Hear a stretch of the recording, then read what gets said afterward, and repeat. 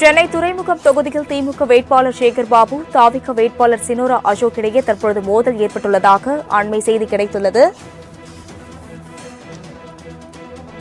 இருதரப்பினரும் கும்பலாக நேருக்கு நேர் மோதிக்கொண்டதால் அந்த பகுதியில் தற்பொழுது பரபரப்பான சூழல் நிலவியுள்ளதை அண்மை செய்தியாக பார்த்து வருகிறோம். இதுகுறித்த கூடுதல் விவரங்களுடன் செய்தியாளர் ராஜேஷ் இணைப்பில் உள்ளார். ராஜேஷ், வணக்கம். துறைமுகம் தொகுதியில் சேகர் பாபு மற்றும் தாவிக வேட்பாளர் மோதலாக கூறப்பட்டிருக்கிறது. கூடுதல் விவரங்கள்.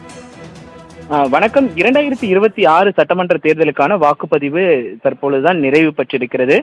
தமிழகம் முழுவதுமே காலை 7 மணிக்கு தொடங்கிய வாக்குப்பதிவு என்பது தற்பொழுது நிறைவு பெற்றிருக்கக்கூடிய இந்த சூழ்நிலையில் அந்த வாக்கு சாவடி மையங்களில் இருக்கக்கூடிய வாக்கு முகவர்கள் அதிக அளவில் இருப்பார்கள். குறிப்பாக துறைமுகம் தொகுதியில் இன்று அந்த வாக்கு நிறைவு பெறக்கூடிய அந்த நேரத்தில் திமுகவை சார்ந்த முகவர்கள் அதிக அளவில் அந்த துறைமுகம் தொகுதிக்கு 143 வாக்குச்சாவடி மையத்தில் அதிகமாக இருந்ததாக கூறப்படுகிறது.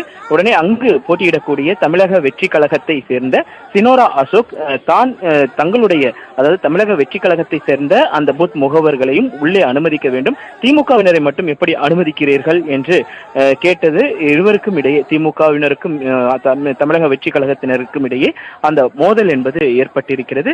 குறிப்பாக இந்த மோதல் என்பது அங்கு இருந்த வேட்பாளராக இருக்கக்கூடிய அமைச்சர் சேகர் பாபுக்கும் சினோரா அசோக்குக்கும் நேரடி மோதல் என்பது ஏற்பட்டிருக்கிறது. மிகப்பெரிய ஒரு பரபரப்பை ஏற்பட்டிருக்கிறது.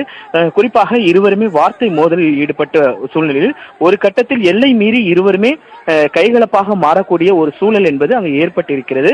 ஆனால் அங்கு இருந்தவர்கள் அதனை தடுத்து நிறுத்தி எந்த விதமான மோதல்களும் ஏற்படாத வண்ணம் அவர்களை தடுத்து அப்புறப்படுத்தியிருக்கிறார்கள். வார்த்தை மோதல் கைகலப்பாக மாறக்கூடிய ஒரு சூழல் ஏற்பட்டது. துறைமுகம் தொகுதியில் ஏற்பட்ட ஒரு சூழல் என்பது அங்கு ஒரு பரபரப்பான சூழல் ஏற்பட்டது. இதனை அங்கு இருந்தவர்கள் அனைவரும் சமாதானப்படுத்தி இருவரையுமே அனுப்பி வைத்திருக்கக்கூடிய சூழலை நம்மால் பார்க்க முடிகிறது. அதற்கான ஒரு பரபரப்பான வீடியோ தான் தற்பொழுது வெளியாகி இருக்கிறது.